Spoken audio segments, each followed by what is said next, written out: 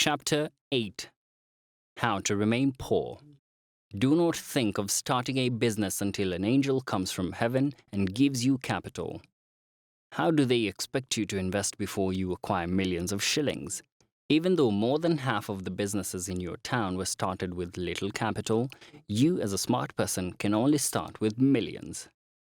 Investing. Having learned the art of saving, budgeting, tracking your finances, and most of all, transforming your mind, it is time to learn about investment. Once saving becomes a character, you will automatically realize that you will have some extra disposable income. This amount can now be channeled towards getting you more income. More income can only be generated through investing. Where and how do you invest? Before you answer these questions, refer to the first chapter. Having done a self-analysis, you probably know what makes you tick. What is your talent? What gives you satisfaction when you do it? And finally, what do you currently have? When Moses went to God fearing that the Egyptians would neither hear nor believe him, God asked him, "What do you have in your hand?" God went ahead to use the rod in Moses' hand to perform signs and wonders. Take another instance in the Bible. The story of the widow whose late husband had a huge debt. She went to Prophet Elisha for help. The first question the prophet asked was, "How can I help you?" "Tell me, what do you have in your house?" The widow and her son had some little oil in a jar. This is the oil that was multiplied for her to sell and offset her debt.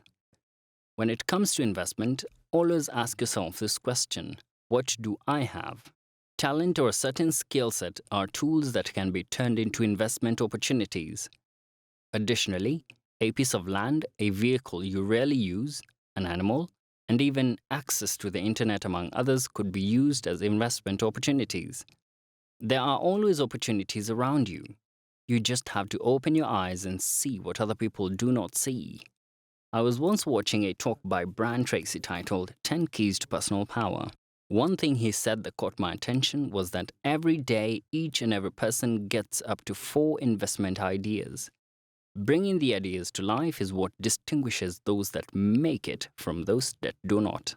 It does not have to be a new idea, but you can spice it up to make it unique and different from the rest. This chapter cannot be concluded without tackling risk. Risk is one of the significant components of investment. In my 4 years in campus studying financial engineering, the aspect of risk was emphasized. The riskier an investment is, the more rewarding it is. In investment, one has to take a risk. This risk could be quitting your job, changing friends, venturing into a totally new business, or sacrificing time and money. The level of risk always determines the level of success. How to invest will totally depend on what you have and the level of risk that you can handle. Investment brings wealth. The more you invest, the wealthier you become. Start small. Start now. I will conclude this chapter with the wise statement that my financial freedom trainer always said: "Wealth is what works when you are not working."